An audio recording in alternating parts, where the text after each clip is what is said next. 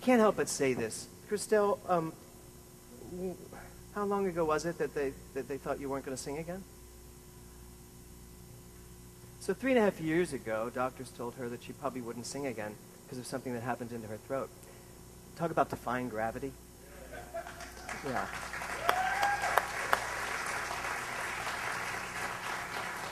And that's just what I'm here to talk about today. Defying Gravity was written by Stephen Schwartz, who's given us so many wonderful songs, so many wonderfully metaphysical songs. This is the man whose first out of the box was to write Godspell. I mean, that's a great first effort. The emphasis is on effort, as though that were an effort. It was brilliant, and it still is today. It's still running. I mean, it still runs everywhere. So the first lines of this song is, something has changed within me, something is not the same. So how many people have been in a religious science teaching their whole life? Raise your hand. Okay, one. Wow, Johnny, you're the only one. Good for you. Okay, how many people have been in a religious science teaching at least for 10 years? Okay, great. 20 years. Keep your hands up. 20 years. 30 years. 40 years. Okay, so we're somewhere between 40 and always here in this center. So the question I have for you today is, the lyrics are, something has changed within me, something is not the same. When you walked into a religious science church, when you walked into a New Thought church, when you walked in some place and you heard that God is right where you are and that you are responsible for creating the life you live, didn't something change within you? It did for me. And things can never be the same again. Things can never be the same again once you realize that you are responsible for the life you're living. That there's not some entity somewhere granting some people some great lives and other people not great lives. It's just the truth that we live in a cause and effect universe and that we represent God. So something has changed within me and something is not the same. When I heard Dr. Walker say that, actually, I have to go back and say, when I heard Eric Butterworth say that the truth would set me free and that there is a calling, a universal calling within me. When I heard that for the first time at Lincoln Center, at Avery Fisher Hall, and I think I was like 33 years old, 32, and I heard that, and it really did change my life. But it took till I got to Dr. Walker when I heard him explain that actually, yes, there is a calling in me, and yes, I am that presence, but I am responsible for creating the life. That's when it changed. The next lyric is, I'm through with playing by the rules of someone else's game. The title of my talk today, thank you, Diane Sternbach, for sending me this email. The title of my talk today is, Hope is Not a Strategy. For me, hope is someone else's game.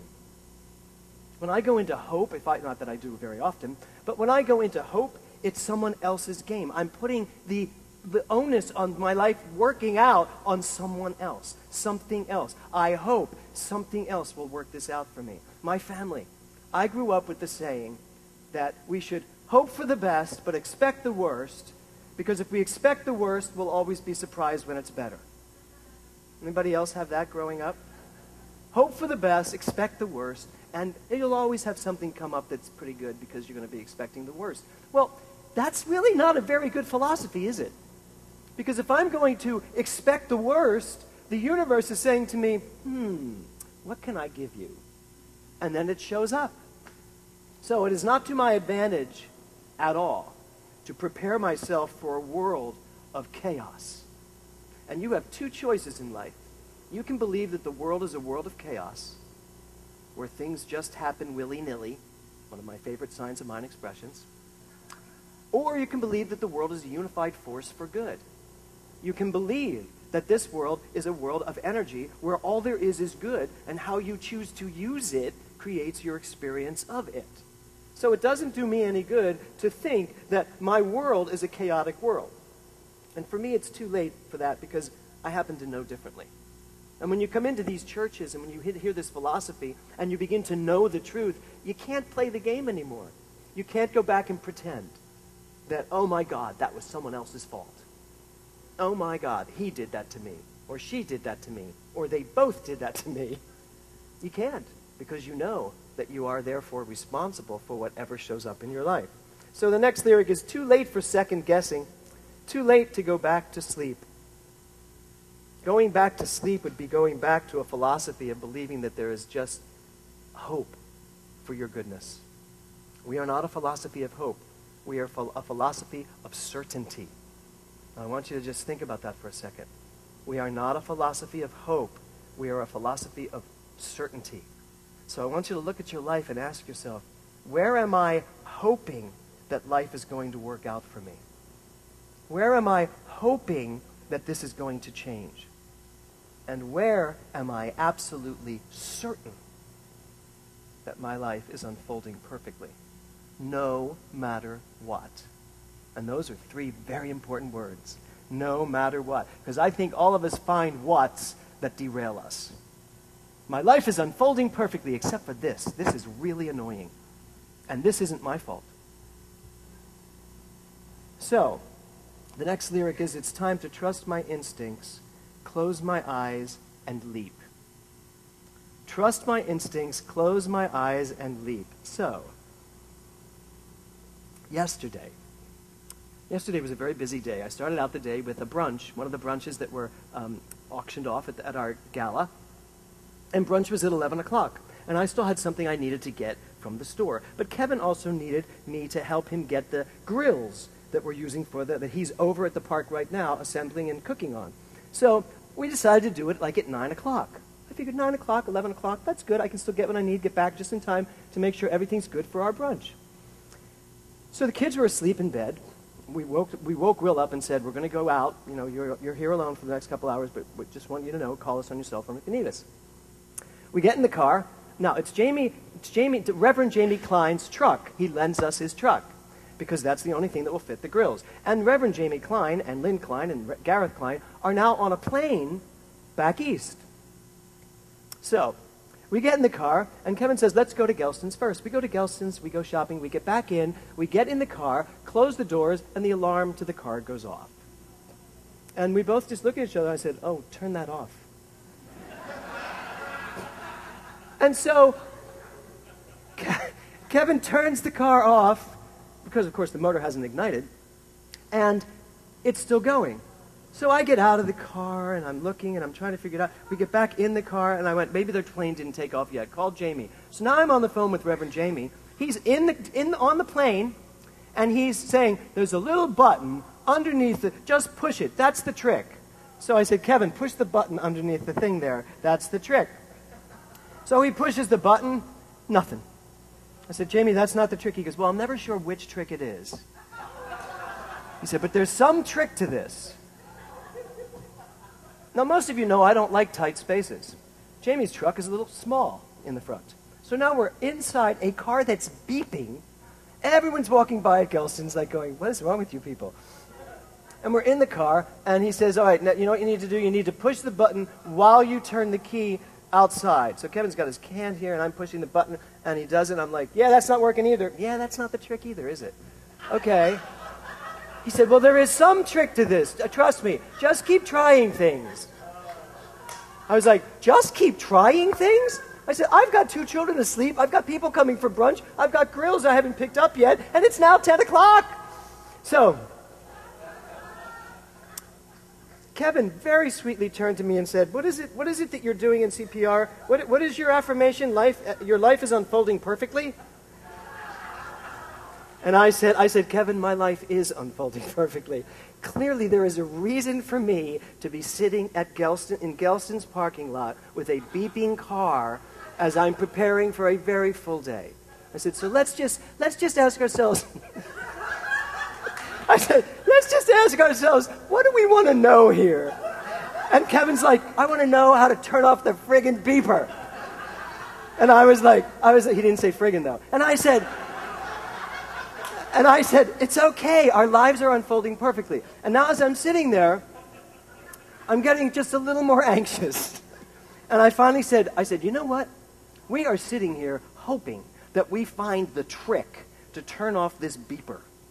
I said, it's not about hoping. I said, it's just not. I can't just sit here and hope. I can't just sit here and hope. I can't just sit here and hope. I said, I'm getting out of the car. So I get out of the car. And I walk around to the other side. I said, give me the keys. And I get the keys, and I put it in, and it's not beeping or anything. And all of a sudden, Kevin just, like, hit something. I think he hit the steering. steering wheel. And it went off, and we went, "Ah." And I looked down, and I said, it's not beeping. And that button's not glowing. I said, the trick was getting out of the car and just doing something.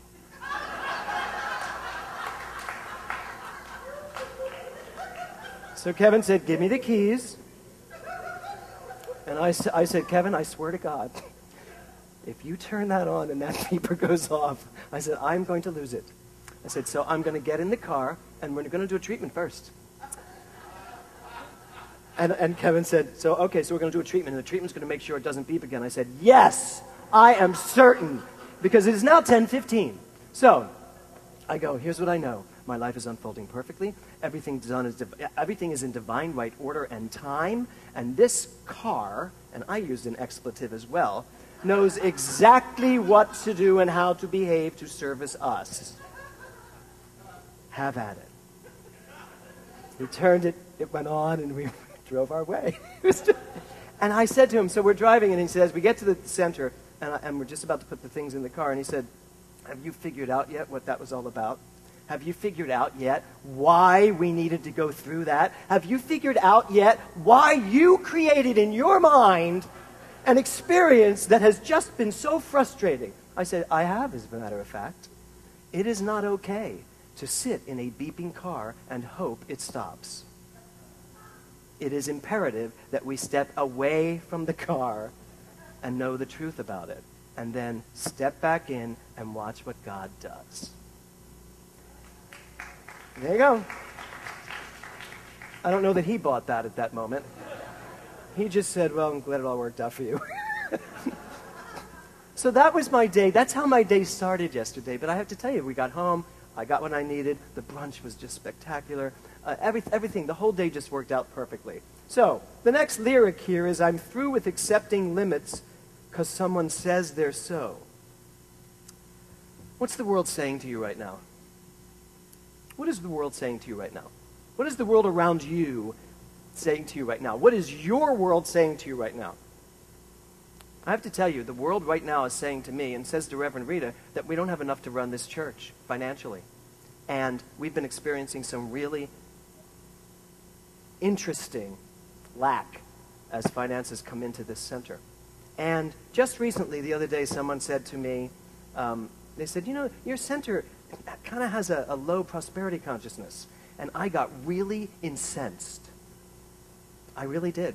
And I realized I was a little bit incensed because I thought, you know what, maybe I'm not doing my job. Really understand, because my life is really exploding in prosperity. I am doing great. And when I see the center struggling, I have to say to myself, what is it that I know? What is it that I'm actually agreeing to in the world around me? The lyric in the song, too long I've been afraid of losing love, I guess I've lost. Well, if that's love, it comes at too high a cost. As most of you know, I'm in the middle of CPR. Today is day 21, and I love CPR. I love starting my every day with knowing the truth, the absolute truth. And today we just happened to land, that today is about Raymond Hollowell's understanding that the law of giving really is the law of receiving, and that they are the exact same thing. And someone's mother in CPR wrote this, and they quoted their mother saying to them, you won't get what you don't ask for. And I realized as I was looking through this, and I was looking at the prosperity of our center, and I realized if giving is down, and I want to be honest, giving is down. If people are afraid to give, then that means somewhere along the line, my congregation believes that they don't have enough to give. My congregation believes what's going on around them in the world. My congregation believes that there is not enough in this world to give, and therefore they have to hold on to what they have. And what I know is that when we are afraid to give, and when we hold on to what we have for fear we won't get any more, we are a self-fulfilling prophecy, and we don't get any more. And so I decided, when I read this lyric, too long I've been afraid of losing love, I guess I've lost. I have to be honest with you, and I'm going to be really blatantly honest with you. I'm not the type of minister that likes to get up and talk about money. And that is a bad thing and a good thing all in one. And I look at all of it. I grew up in the Catholic Church. And if I heard every Sunday I would go to church and all I would hear is, we need money, we need money. I'd go to other churches, we need money. I don't want to be in a church that needs money. That says to me, the church, there's something off in the consciousness of the church. So I've had this thing where I don't want to get up and talk about money. And yet, I also realize today, too long I've been afraid of losing love, I guess I've lost. I don't want you to be afraid to look at money. I don't want you to be afraid to talk about money. I don't want you to think that we shouldn't talk about money in church. Because then we don't understand what money is. And if money is energy, if money is God in action, then I can't just sit in a car while it's beeping and hope that it turns off. I can't just sit in a church that is not equaling what it needs to exist and hope that one day it will. It is time for me to stand here and tell you and ask you for what we need in this church. It is time for you to not be afraid to give so that you're not afraid to receive. It is time to step up to the plate. And what I also know is that when this church no longer has a need, then this church will no longer be here. And I also know that I am always in need and that I will always be used for my highest good. CPR is exploding. I have over 320 students. The next one we expect over 500. I know what I have to offer. And so today, I also know what I have to ask my congregation, and that is, you must step up to the plate and support this church if you want this church to be what we know this church is. So, and thank you. Thank you, Chris. And I have to tell you, that's my topic. Hope is not a strategy. It's not okay to just sit around and hope everything works out. That's not a strategy. And you know, it's funny, when I looked up the topic, because I read the line, hope is not a strategy, and then I looked and saw that that's what they were using, the political climate right now is pointing to Obama and saying that his strategy is hope. And there's a whole book on Obama, hope is not a strategy. And I just said, okay, this is not about politics. That's not where I got that. I got it from somewhere else. Hope as a stepping stone, though, before I go out into the lobby and somebody says, but I like having hope. If I don't have hope, what do I have? I get that. Hope as a stepping stone is important. It's imperative. If someone's in despair, hope is the next step to moving forward. I get that.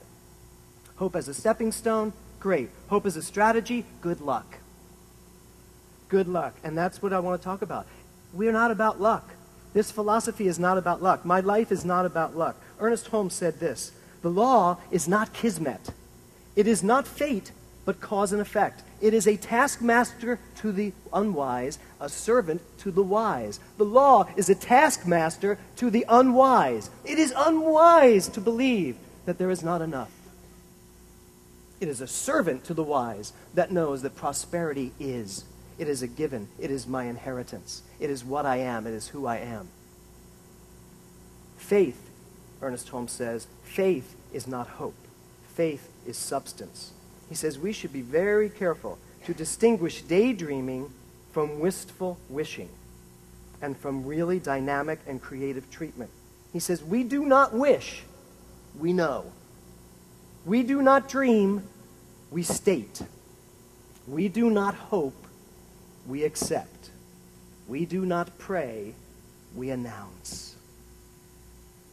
We do not pray, we announce. So, I must ask you this morning, what are you willing to announce about your life? And I guess more importantly, what have you announced about your life? What do you announce about your life? And what are you willing to announce about your life? I know I was making fun of sitting in my car in Gelston's, in Reverend Jamie's car in Gelston's. And I have to tell you that sitting there in that truck with the alarm going off, and you all know Kevin, with Kevin just moment by moment getting more and more interesting,